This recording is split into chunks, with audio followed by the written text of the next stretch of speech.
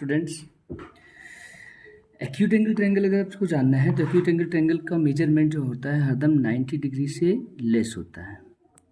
और obtuse angle triangle में हर angle ये कह सकते हैं। पहले तो एक्यूट समझ लीजिए। एक्यूट में सारे एंगल क्या होते हैं, 3 एंगल हैं, तीनों में से तीनों 90 से छोटे होंगे, यानी 60 होंगे, 70 होंगे, कुछ हो सकते हैं। ऑब्ट्यूज एंगल ट्रायंगल में कोई एक एंगल, वन एंगल 90 से बड़ा हो सकता है। और राइट एंगल ट्रायंगल में एक एंगल एग्जैक्ट 90 डिग्री होगा। ओके, इस तरह से आप ट्रायंगल स्टार्ट कर सकते हैं। आगे समझिए, acute angle triangle, obtuse angle triangle, ये तो जनरल सी बात है, क्लास 6 7 में भी पढ़ रखा होगा। क्लास 9th में आपको क्या पढ़ना है? आपको पढ़ना है जो है कॉन्ग्रुएंस ऑफ ट्रायंगल। क्या है? Congruence of triangle. Congruence of triangle. एक कॉन्ग्रुएंसी होती क्या है? इसको एक्चुअली हिंदी में अगर बोलें सर्वांग सम बोलते हैं, सर्वांग समता। सर्वांग समता से मतलब क्या हुआ? सर्वांग समता मतलब होता है सर्व अंग समान। सर्वांग यानी सारे अंग, और सारे अंग समान हो जाएंगे तो उसको हम लोग सर्वांग समता बोलते हैं। ठीक है, सारे अंग समान। तो हेलो एंड वेलकम, आप सभी का स्वागत है Avinash institute of maths and science के एक नए वीडियो के साथ। आज की वीडियो में हम चर्चा करने वाले हैं क्लास 9th के एक स्पेशल टॉपिक। इसका नाम है, अब नाम ट्रायंगल चैप्टर के बाद आता है congruence of triangle, maths and science. देखो, ट्रायंगल आपने पढ़ रखा है कि ट्रायंगल क्या होता है। ट्रायंगल क्या होता है? एक ऐसा पॉलीगन जो कि 3 लाइन सेगमेंट से बना होता है, उसे ट्रायंगल बोलते हैं। सबसे इम्पोर्टेंट बात, ट्रायंगल के 3 लाइन सेगमेंट होते हैं। जैसे एक लाइन सेगमेंट AB हो गया, एक BC हो गया और एक C। 3 लाइन सेगमेंट से बना हुआ ये फिगर जो है, ये आपका क्या है? ट्रायंगल। अब ये जो 3 लाइन, इसके हिसाब से इसके टाइप भी बनते हैं। मैं यहाँ बताते चल रहा हूँ, टाइप भी जान लीजिए। एक टाइप इसका होगा अकॉर्डिंग टू साइड, और ये होगा दूसरा टाइप होगा अकॉर्डिंग टू एंगल। तो अगर इस ट्रायंगल के अंदर 3 एंगल दिख रहे हैं आपको, 3 साइड दे रखे हैं, और इन 3 एंगल और 3 साइड के अकॉर्डिंग ही इसके 3 नाम बन जाते हैं। पहला नाम बनेगा इसका, अगर तीनों साइड इक्वल है तो इसको हम बोलेंगे इक्विलैटरल ट्रायंगल। Equilateral triangle. अगर 2 साइड इक्वल है, एक साइड अनइक्वल है, तो आइसोसेलेस ट्रायंगल। Isosceles triangle. अगर मान के चलिए कि तीनों साइड अनइक्वल है, तीनों साइड में कोई इक्वलिटी नहीं है, 5 सेंटीमीटर, 7 सेंटीमीटर, 1 सेंटीमीटर, तो ऐसे केस में उसको हम लोग स्केलेन ट्रायंगल बोलते हैं। Scalene triangle. ओके, ये पहला टाइप हो गया। अकॉर्डिंग टू एंगल, एंगल के अकॉर्डिंग इसके 3 टाइप हैं। एंगल के अकॉर्डिंग भी इसके 3 ही टाइप होंगे। और वो 3 टाइप क्या है जरा देखिए। पहला टाइप हो जाएगा उसका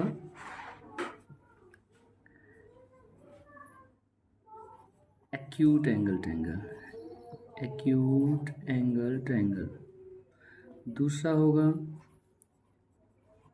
ऑब्ट्यूज एंगल ट्रायंगल। और जो थर्ड होगा वो होगा राइट एंगल ट्रायंगल।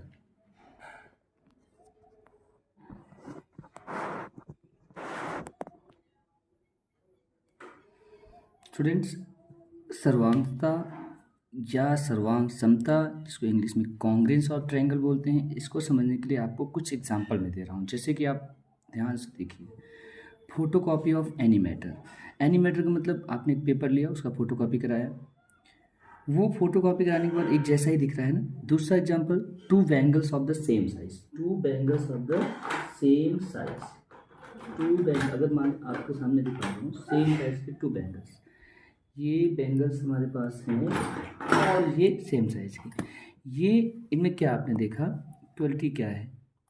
ये बैंगल्स अगर अलग अलग रखे हुए हैं तो आपको बैंगल दिख रहे हैं अलग, बट अगर हम इनको एक के ऊपर एक ऐसे रखते चले जाएं, ये मैंने रख दिया, ये इसके ऊपर रख दिया, ये इसके ऊपर रख दिया, तो ये कंप्लीट एक शेप बन गए, एक के ऊपर एक ओवरलैप, एक ही आपको दिख रहा है, ऊपर से केवल एक दिख रहा है। तो ऐसी सारी चीज़ें जो एक के ऊपर एक रखने पर दूसरे को बिल्कुल कवर कर लें ऐसे, तो इनको हम लोग हिंदी में सर्वांग सम बोलते हैं, इंग्लिश में क्या बोलते हैं, कॉन्ग्रेंट फिगर, ये कॉन्ग्रेंस मैटर। तो ये कॉन्ग्रेंट है। इसी तरह सिमिलरली अगर हम आगे बात करें, आगे अगर हम देखते हैं तो हमारे पास कॉइन्स है, ये 3 कॉइन्स है, ये 3 कॉइन्स है, तीनों कॉइन्स आपस में क्या है, इक्वल है। कैसे पता चलेगा, अगर एक कॉइन्स को उठा करके दूसरे कॉइन के ऊपर ऐसे रखते हैं, तीसरे को इसके ऊपर रखते हैं, तो आपको ऊपर से देखने पर एक ही दिख रहा है, तो ये भी क्या है, कॉन्ग्रेंट। तो कॉन्ग्रेंट होने का रूल क्या है कि फिगर का एक दूसरे फिगर पर पूरी तरह से ओवरलैप कर देना, सुपर इम्पोज कर लेना, यानी कि एक दूसरे को एकदम कवर अप कर लेना। ये दोनों फिगर क्या हुए, ये दोनों ऑब्जेक्ट क्या हुए, सर्वांग सम हुए। ये तो कॉइन्स हो गए, ठीक है, ये कॉइन्स हो गए। इसी तरह अगर हम और किसी फिगर की बात कर ले, जैसे मेरे पास ये 2 नोट हैं, ये 2 नोट हैं 20 रुपीज़ के, ये ओल्ड वाले 20 रुपीज़ के नोट है। अगर हम इनको एक साथ देखते हैं तो हमें लग रहा है कि कॉन्ग्रेंट है कि नहीं। कैसे चेक करेंगे, एक नोट को दूसरे नोट के ऊपर हम ओवरलैप कराते हैं, अगर ये पूरी तरह से एक दूसरे को कवर अप कर लेते हैं इक्वल डिस्टेंस, तो हम कहेंगे ये कॉन्ग्रेंट है। ये न्यू वाला 20 का नोट है, ये न्यू 20 नोट है, इसको अगर आप ध्यान से देखेंगे तो ये हो गया, ठीक है, ओवरलैप कर रहा है ना।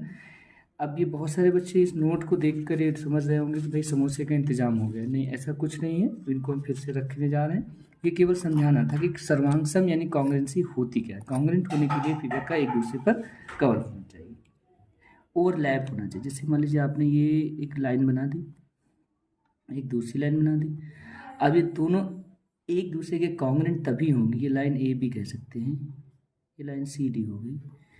लाइन क्या कह सकते हैं, लाइन सेगमेंट, लाइन नहीं कहेंगे, लाइन सेगमेंट कहेंगे, क्योंकि लाइन में तो दोनों तरफ एरो होता है, इसमें दोनों तरफ एरो नहीं है, line segment. Line segment A B जो है लाइन सेगमेंट सी डी के कॉन्ग्रेंट तभी होगा जब एक दूसरे की लेंथ बराबर होंगी। अगर ये 5 सेंटीमीटर है और ये भी 5 सेंटीमीटर है तो हम बोलेंगे कॉन्ग्रेंट है, ठीक है। जैसे कि अब कॉन्ग्रेंट को हम बोल तो रहे हैं, लेकिन इसको एक मैथमेटिकल सिंबल होता है, जैसे इक्वल का सिंबल होता है, प्लस का सिंबल होता है, तो वैसे कॉन्ग्रेंस का सिंबल जो होता है, कॉन्ग्रेंस का जो सिंबल होगा वो सिंबल है ये, इक्वल के ऊपर एक लहरदार लाइन बना देंगे, ये इक्वल का सिंबल, और उसके ऊपर एक ये फ्लोइंग लाइन बना देंगे, इसको हम बोलेंगे कॉन्ग्रेंस का सिंबल। यानी कि अगर हम A B congruent C D लिखना है तो A B congruent C D, जी, A B line segment congruent to C D. ये तो हो गए सामान्य फिगर के कॉन्ग्रेंट। इसके कुछ एग्जांपल जनरल लाइफ में, जैसे कि photocopy of any matter, two bangles of the same size place on each other, two copies of your photograph of same size. The common feature of these things is that they are identical. Okay, in mathematics these are called congruent figure. Okay, figures whose both shape and size are same. अगर आप कोई पूछे what is congruence, तो all that figure which have same shape and size, जिन figure के shape और size दोनों same होते हैं उनको हम लोग कॉन्ग्रेंस बोलते हैं, ठीक है। अब ये तो फिगर्स की बात हो गई, लेकिन आपके सिलेबस में कॉन्ग्रेंट जो है वो है ट्रायंगल का कॉन्ग्रेंट। किसका है, ट्रायंगल का कॉन्ग्रेंट। आपको ट्रायंगल का कॉन्ग्रेंट देखना है तो अब सबसे पहले आप देखिए ट्रायंगल क्या होता है, आप सब जानते हैं अच्छे से। एक ऐसा फिगर जिसमें 3 एंगल और 3 साइड होते हैं। अगर कोई 2 ट्रायंगल आपस में कॉन्ग्रेंट हैं या कोई कह रहा है तो कॉन्ग्रेंट तभी हो सकते, if and only if both triangles are congruent, if there corresponding angle, there corresponding side also equal.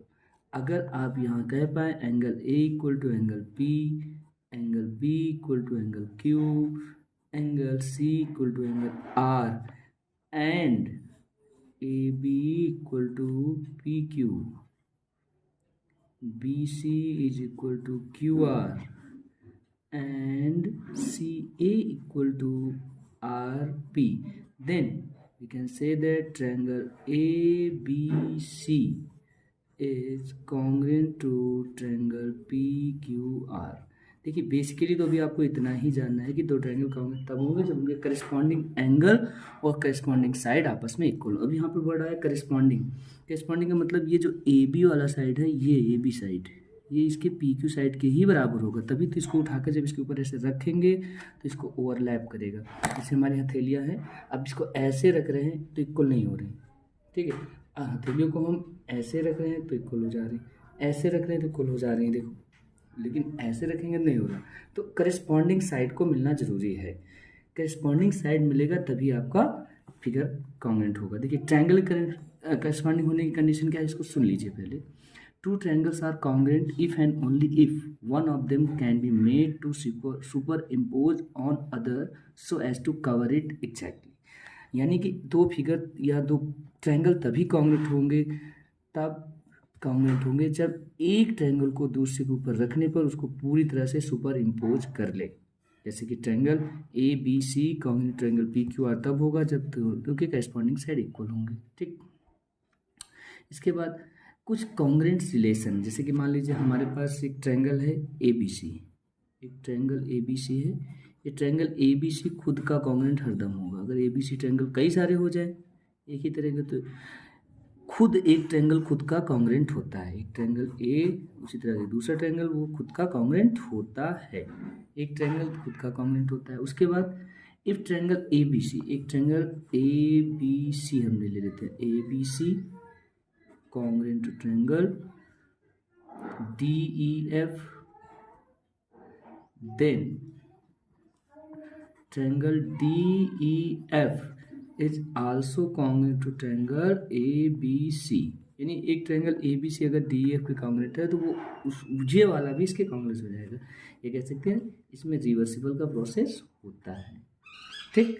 इसके बाद एक पहली कंडीशन हो गई, ये दूसरी कंडीशन हो गई, तीसरी कंडीशन भी कॉन्ग्रुएंट की है। वो क्या है, देखिए अगर एक ट्रायंगल डी ई एफ आपके पास है, वो ट्रायंगल कॉन्ग्रुएंट है ट्रायंगल ए बी सी के।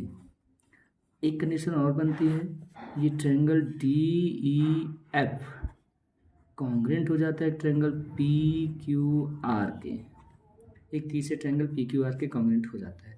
तो अब देखिए ये जो डी ई एफ है सब में, इसमें भी है और इसमें भी डी एफ, तो हम एक साथ दोनों को मिलाकर लिख सकते हैं कि ट्रायंगल ए बी सी जो है वो कॉन्ग्रुएंट हो जाएगा ट्रायंगल पी क्यू आर के। यानी कि यही बात हो गई कॉमन, जो कॉमन दिख रहा है, कॉमन क्या है, डी एफ कॉमन है, उसको हटा करके हम इसको और इसको इक्वल कर सकते हैं। कॉन्ग्रुएंट की बात ये हो गई। अब आते हैं कॉन्ग्रुएंस ऑफ ट्रायंगल। देखिए ट्रायंगल में जो कॉन्ग्रुएंसी है वो कई तरह की है। कॉन्ग्रुएंसी का मतलब आप समझ चुके हैं, एक बार फिर से रिवाइज कर दूं कि two triangles are congruent if and only if one of them can be made to superimpose the other so as to cover it exactly. जैसे कि अगर आपसे कहें we can say that all the three corresponding sides are equal and all the three corresponding angles are equal in any triangle, then both triangles are congruent, ठीक है। अब जैसे कि मान लीजिए आपके कहा जा रहा है कि हमें दिखाना है तो ट्रायंगल को कॉन्ग्रुएंट, तो कॉन्ग्रुएंट दिखाने के कई सारे क्राइटेरिया हैं, क्योंकि हमें हर बार तीनों एंगल करस्पॉन्डिंग नहीं दिखाना ना तीनों साइड, हम किसी तीन चीज़ों से यानी 1 2 3 6 और सिंबल्स हो गए, 6 में केवल 3 को हम लेकर काम कर सकते हैं। उन 3 को लेने के लिए कंडीशन है। जैसे पहली कंडीशन जो कॉन्ग्रुएंट दिखाने की है उस कंडीशन को कहते हैं बेटा side angle side, SAS criteria. SAS criteria मतलब साइड एंगल साइड क्राइटेरिया, ठीक है।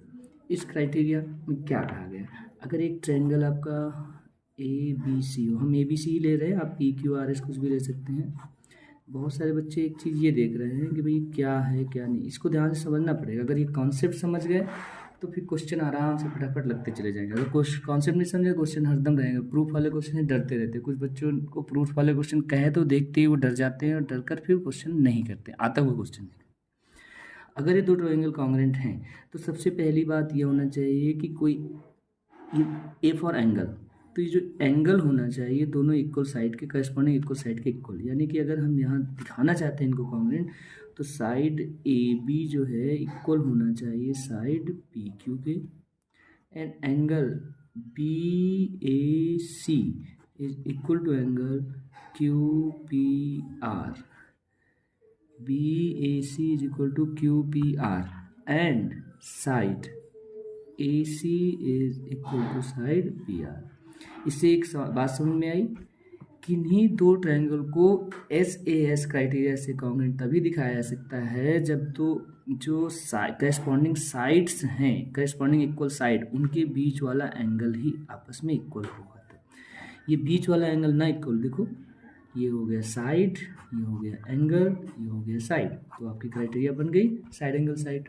लेकिन इम्पोर्टेंट बात ये है कि corresponding side A B equal to P Q, A C equal to P R, but angle between two equal side, इन दोनों इक्वल साइड के बीच का एंगल अगर इस तरह हो जाए, इसको हम इस तरह भी कर सकते हैं, यहाँ पर ऐसे भी हो सकता है, साइड आपका A B equal to P Q हो जाए, side A Q equal to P Q हो जाए, angle A B C equal to angle P Q R हो जाएगा।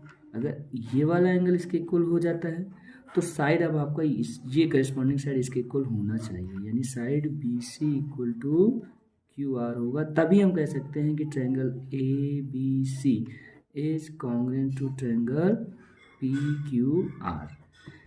यहाँ पर ध्यान रखने वाली बात क्या हुई कि साइड करस्पॉन्डिंग इक्वल होना चाहिए और करस्पॉन्डिंग साइड के बीच वाला एंगल इक्वल होगा, तब S A S criteria fit बैठेगा। एस ए एस क्राइटेरिया के लिए क्या होना चाहिए, साइड करस्पॉन्डिंग साइड के बीच का एंगल आपस में इक्वल होना चाहिए, तब साइड एंगल साइड क्राइटेरिया लगता है। Okay, side angle side criteria समझ में आया। इसको देखिए फिर अगला क्राइटेरिया समझते हैं।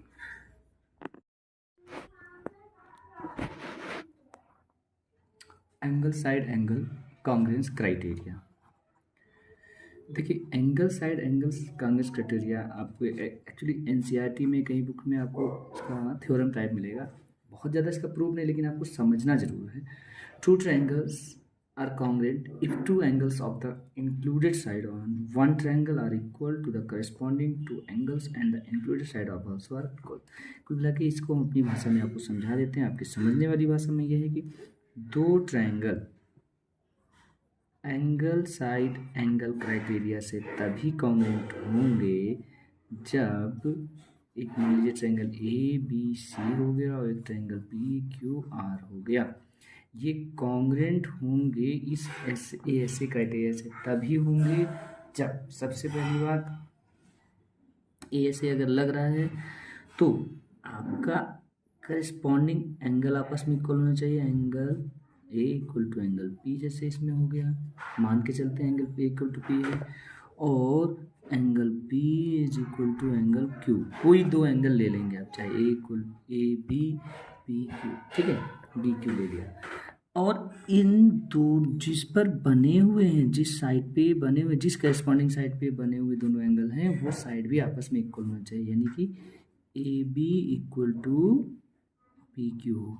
अगर कहीं गलती से A B equal to P Q ना होकर के A C equal to P R हो गया और ये दोनों एंगल इक्वल हैं, तो आप बिल्कुल नहीं कह सकते ए एस ए क्राइटेरिया से दोनों एंगल कॉन्ग्रुएंट है। ए एस ए भी नहीं लगेगा वहाँ पर, ए एस ए नहीं लगेगा वहाँ पर, ए एस लगेगा। यहाँ पर हम लिखे तो ए एस ही है, ए एस ही लिखा है, लेकिन ये ए एस के तौर पे नहीं लिखा है। आपको समझना पड़ेगा कि करस्पॉन्डिंग साइड है ना इसमें, तो इसको हम ए एस ए ही कहेंगे, angle side angle, angle side angle, ठीक है। एंगल साइड एंगल क्राइटेरिया लगा है, इसे समझ लीजिए, angle A is equal to angle B है, ठीक है, side A B is equal to side P Q है, फिर angle B is equal to angle Q है, तो इसको हम इस तरह कह सकते हैं, एंगल साइड एंगल। तो ये ए ऐसे क्राइटेरिया हो गया। इसी में एक उल्टा होता है, मान लीजिए करस्पॉन्डिंग साइड जिस साइड पे एंगल में वो नहीं इक्वल है, कुछ इस तरह ट्रायंगल बन गया, A B C P Q R, ऐसा हो गया। ए बी सी में ए बी सी में ए एंगल पी के इक्वल हो गया, ठीक है। Angle B is equal to हो गया एंगल क्यू के, यानी angle A equal to angle P हो गया, ठीक है। Angle B is equal to angle Q हो गया। अब ये वाला side A B P Q के ना इक्वल के होकर के बाकी बचे हुए दो साइड, चाहे बी सी हो जाए इक्वल क्यू आर के, चाहे ए सी इक्वल हो जाए पी आर, तो हम लोग बोलेंगे कि ये है ए एस क्राइटेरिया। यानी कि अगर हम यहाँ लिख दें B C equal to Q R या फिर C A is equal to R P, ऐसा हो जाए तो ये क्राइटेरिया बनता है एंगल साइड का। फिर ये एंगल साइड का क्राइटेरिया बन जाता है। ये दूसरा क्राइटेरिया हो गया एंगल साइड। एक क्राइटेरिया जो कभी छूट गया है किसी ट्रायंगल के, ये बताते चल रहा हूँ, फिर सीधा थ्योरम पे आ जाता हूँ, क्वेश्चन एक्सरसाइज पे आ जाता हूँ। अगर एक ट्रायंगल है, ये ट्रायंगल हो गया आपका ए बी सी, एक ट्रायंगल हो गया पी क्यू आर। अगर दोनों ट्रायंगल कॉन्ग्रुएंट कोई कह रहा है तो एक क्राइटेरिया होता है triple S criteria. Triple S criteria मतलब साइड करस्पॉन्डिंग साइड तीनों आपस में इक्वल हो जाए, यानी A B is equal to P Q हो जाए, B C is equal to Q R हो जाए और C A is equal to R P हो जाए, तो इसको हम ट्रिपल एस क्राइटेरिया बोलते हैं।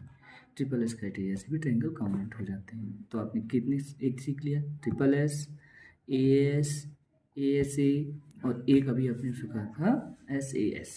इसके बाद एक और क्राइटेरिया जिसको हम लोग बोलते हैं, जिसको हम बोलेंगे R H S criteria. R H S criteria भी सीखे। आर एच एस क्राइटेरिया को राइट हैंड साइड नहीं बोलेंगे, आर एच एस क्राइटेरिया को राइट हैंड साइड नहीं बोलते हैं, इसको समझिए।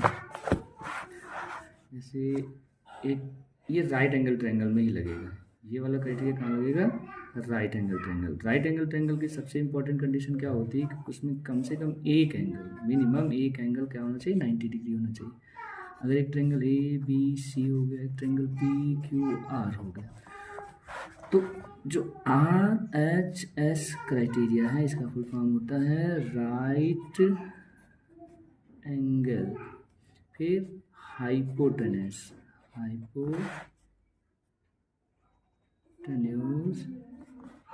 और साइड, यानी राइट एंगल आपस में इक्वल होना चाहिए, हाइपोटेन्यूज आपस में इक्वल होना चाहिए और एक बचे हुए साइड में से कोई एक साइड आपस में इक्वल होना चाहिए। तो दो ट्रायंगल दिख रहे हैं आपके पास राइट एंगल हाइपोटेन्यूज क्राइटेरिया में।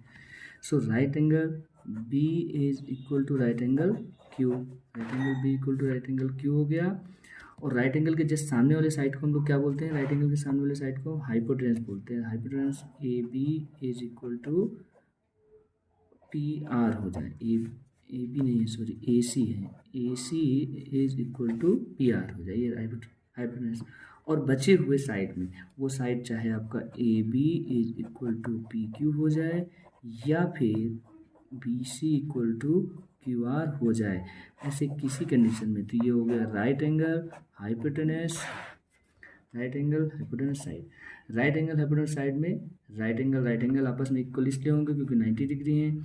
फिर राइट एंगल के सामने जो साइड होता है राइट एंगल ट्रायंगल में, राइट एंगल के सामने वाले साइड को हम लोग क्या बोलते हैं, हाइपोटेन्यूज इक्वल होना चाहिए। और बाकी बची हुई दो साइड में से चाहे वो परपेंडिकुलर के इक्वल हो जाए, चाहे बेस के इक्वल हो जाए, तो इसको हम लोग बोलते हैं राइट एंगल हाइपोटेन्यूज साइड, यानी आरएचएस क्राइटेरिया। ये सारे क्राइटेरिया हो गए हैं। क्राइटेरिया होने के बाद आपको ट्रायंगल को कॉन्ग्रुएंस दिखाना, ठीक है। एक बार कॉन्ग्रुएंस का रिवीजन फिर से कर लेते हैं। देखिए कॉन्ग्रुएंस और ट्रायंगल को आपको समझने के लिए ध्यान रखना पड़ेगा। जैसे आपके घर में बहुत सारे फिगर होते हैं, ऐसे फिगर जो कि आपस में इक्वल होते हैं। कॉन्ग्रुएंस होने के लिए किसी भी फिगर का, किसी भी मैटर का शेप और साइज में बिल्कुल इक्वल होना चाहिए। शेप और साइज का मतलब आकार और बनावट में।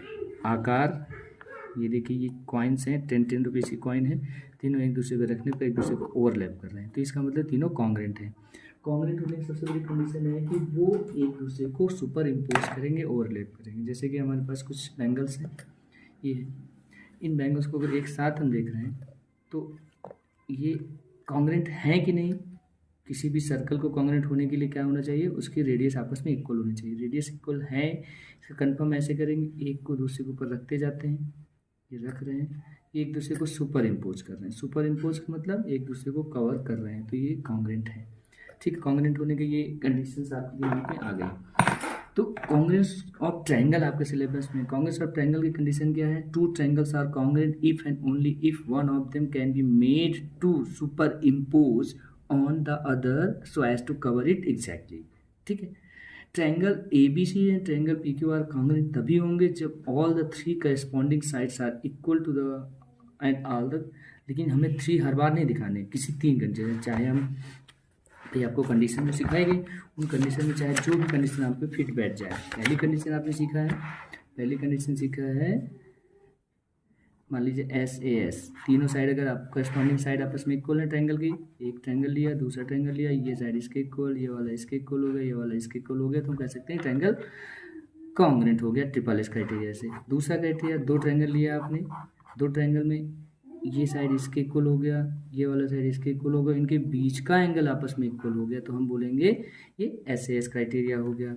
और तीसरा क्राइटेरिया, दो ट्रायंगल लिया आपने, दो ट्रायंगल में एक एंगल इसके इक्वल, ये वाला एंगल इसके इक्वल, और यही साइड जिस इंक्लूडेड साइड जिस पे एंगल बन रहे हैं वो वाला साइड आपके इक्वल आ गया, तो हम बोलेंगे ये वाला क्राइटेरिया ASA क्राइटेरिया हुआ। और अगर इंक्लूडेड साइड ना होकर के कोई दूसरा साइड आपस में इक्वल हो तो बोलेंगे AAS है। और तीसरा और जो पांचवा है कंडीशन, राइट एंगल ट्रायंगल वाली थी, जिसमें राइट एंगल ट्रायंगल बन रहा हो, राइट एंगल ट्रायंगल जब बनता है तो राइट एंगल ट्रायंगल हाइपोटेनस आपस में इक्वल होना चाहिए और बचे हुए बेस के इक्वल हो जाए या परपेंडिकुलर इक्वल हो जाए, तो हम बोलेंगे RHS क्राइटेरिया। तो देखिए क्राइटेरिया पूरे क्लियर कर दिए। आप अगले वीडियो में मैं आपको एक्सरसाइज 7.1 का सोल्यूशन देने वाला हूँ। ओके, ध्यान से देखिए।